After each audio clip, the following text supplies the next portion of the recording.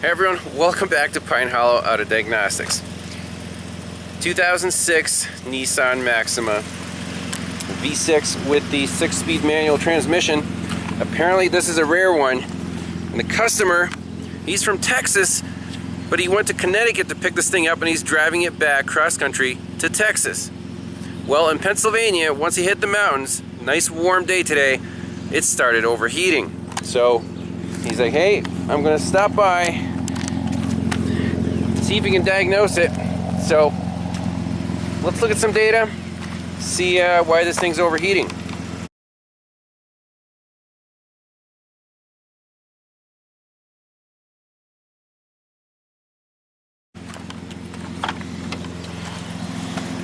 So in the car, first of all, the air conditioning does not work, but if you dial the temperature up all the way up, you get nice hot air coming from the vents. So that tells me the water pump is pumping the fluid through, and if it's at idle here, the temperature stays rock solid. When you're cruising on the highway on a flat ground, no problems at all. He said the only time it overheated was going up a long grade, a few miles, you know, at a 5 to 10% grade, under heavy load, temperature started creeping up. Then he turned around, went back down the mountain, rock solid. So it's only under load on the highway when this thing's overheating. Let's do a little research and look at some live data, see how hot this thing's getting. Looking at some live data here, got engine coolant temp, cooling fan commanded speed. That's really all we're interested in. So I see this cooling fan is going pretty good. This one was actually stopped for a while, and there's almost no force. Sometimes it hits like a dead spot and doesn't do anything, and you give it a little push. Again, not recommended with your bare fingers, but so something's up with this cooling fan. Otherwise, you know, the car maintains the temperature, but under load, it needs more airflow through the radiator. So even on the highway on a hot day, going up a grade, just passive airflow is not enough. One cooling fan is not enough. It needs both cooling fans operating at high speed. So right now, mid-speed, you see that one's spinning. This one's kind of not really pushing any air. So let's get a wiring diagram and see what the controls are, make sure the controls are good, and then we'll just quote the customer on a cooling fan assembly. Alright, so I printed off the OE wiring diagram for these cooling fans. So this cooling fan, just by the wiring colors, motor 1, is okay. I've seen it spin in medium speed and high speed. It really goes, you know, as it's supposed to.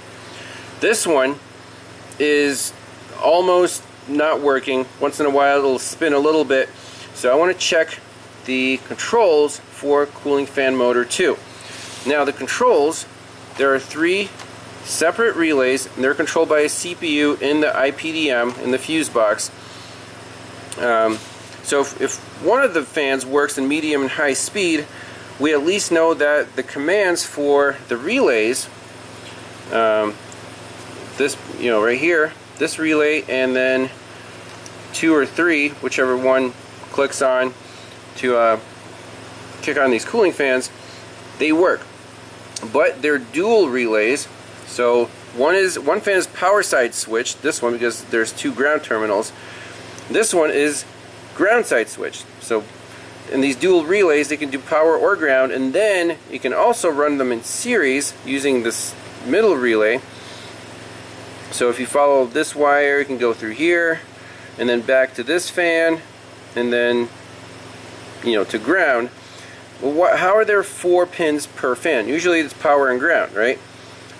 Let's take a look at service info, see how these fans work.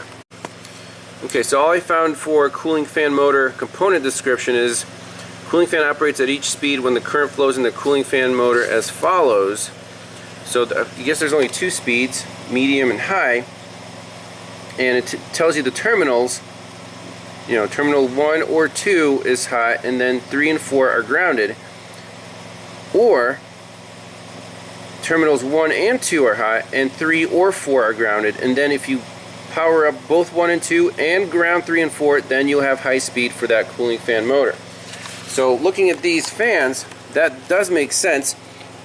So on cooling fan motor 1, we have 2 constant powers from battery, and then these 2 are switched. Okay? On cooling fan motor number 2, the one that doesn't work, we have 2 constant grounds on terminals 3 and 4, and then terminals 1 and 2 are switched depending on which speed the car wants. So let's focus on cooling fan motor 2. Make sure both grounds are good, and then see in medium speed which terminal is hot, and then in high speed both of these should be hot. We'll do a test with a bright test light, like a 5 amp test light, to load these up. If the controls are good, it needs a new cooling fan motor. So on cooling fan motor number 2, we indeed have 2 black wires, a blue wire, and a white and red.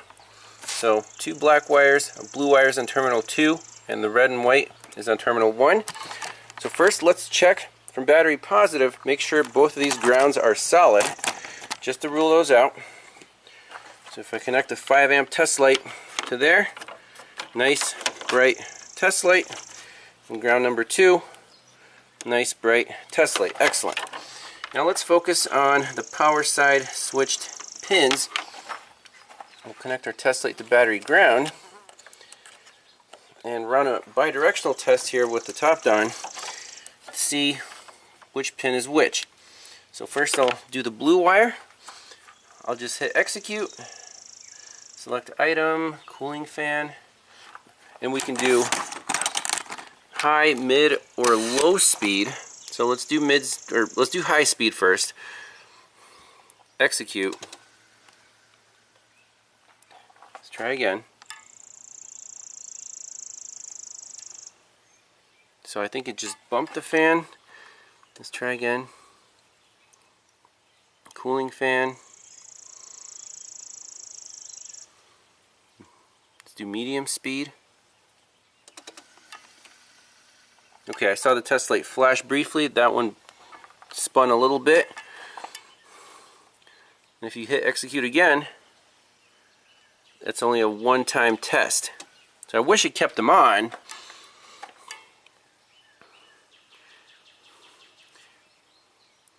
Let's try high speed. Watch the test light.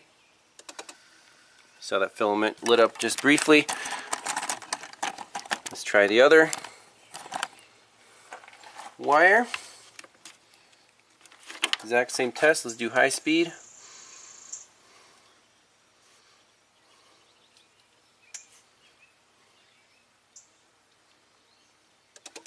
Yep, sure enough, both of those became hot on the bidirectional test, so the cooling fan motor is indeed bad. Will that fix the overheating? I assume it will, because we don't see any other problems, but we won't know until we install the new radiator fan assembly. So we'll be back once aftermarket one's available next day. I don't know if the customer is going to try to find an OEM one, but we'll see what happens.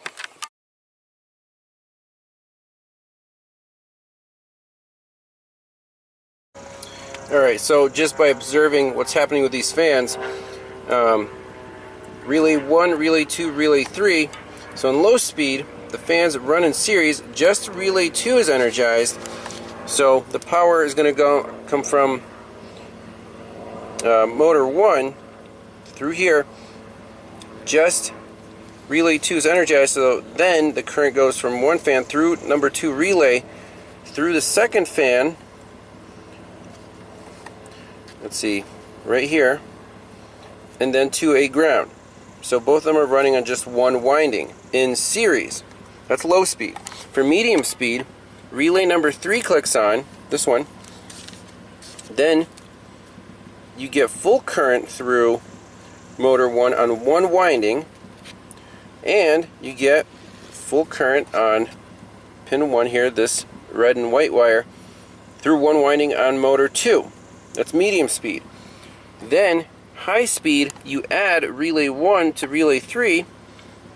This one clicks on, it's a dual relay, so it provides another path to ground to the other ground terminal, on motor 1 and provides power to the second winding on motor 2, and they both run full blast. So that's, for reference, this is the relay logic for low, medium, and high. Obviously, this motor is shot. We have good grounds and 2 good powers in all the modes, so it needs a new cooling fan to be 100% ready for the summer. We'll see if the customer wants to do that, and we'll be right back.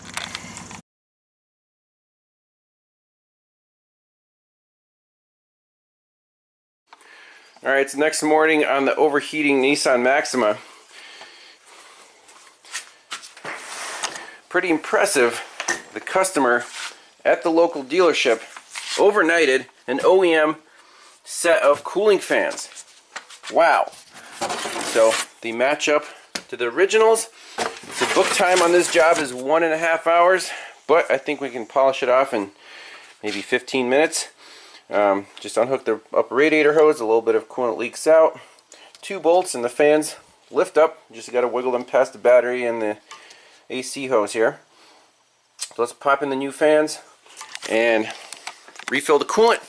Take this thing on a test drive and test all of the fan modes. Make sure the low, medium, and high speed works as designed.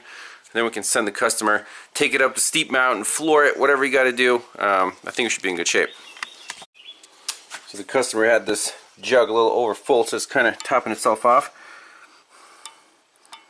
Just trickling in.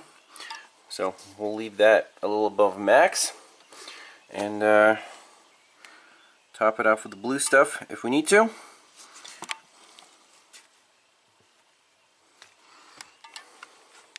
This thing should be ready to go to Texas, except for the AC doesn't work. Alright, she's all back together. Cooling fans are plugged in. Coolant is topped off, appropriate level. Let's do a bidirectional control on these fans. I'm going to push high speed. They both should spin. And execute. Yep. Alright, let's run the car, monitor the temp and the fan speed. Make sure it works on low, medium, and high speed. Alright, so at 203 degrees, cooling fans just kicked on, low speed. They are both spinning very nicely. That's great. Make sure warm air is coming out of both sides of the radiator. The radiator looks pretty fresh. So we'll see if this drops the coolant temp or if it'll switch to medium and high speed. I think at idle it shouldn't go above low speed fan. Okay, so even on low speed, temperature started dropping. Now it's at 201. Alright, so at 197 degrees the fans shut off. So it's going to cycle between 197 and 203. At idle, just low speed fan. So before, the low speed didn't work because the winding on the fan number 2 was basically open circuit. So it had no low speed fan. On medium speed, I think just the one fan worked, number 2, and on high speed, just the number 1 fan worked too. So it only had half the cooling airflow that it needed. That explains the overheating under load. So the customer's going to take it up and down the mountain, but I think we're done with this Nissan. So luckily, not a huge problem, and parts were available. And that's it. So thanks a lot for watching, and we'll see you in the next one. Bye-bye.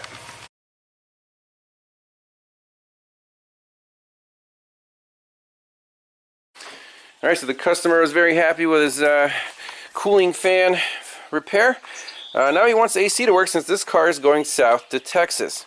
Obviously there's no charge in the system. The hoses are all soft. So we're going to vacuum this down, see if there's any leak. We can do a leak test. See if it holds vacuum. Then we'll recharge it. See if everything works. And maybe you'll get lucky. If there's no leak, then I assume the AC will kick right on.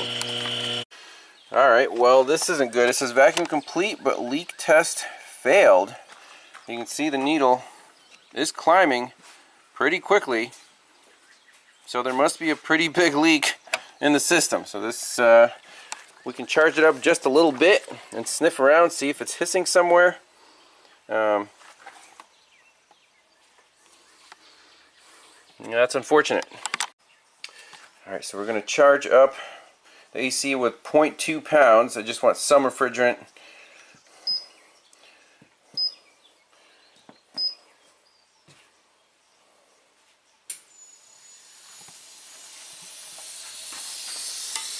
Oh yeah, huge leak.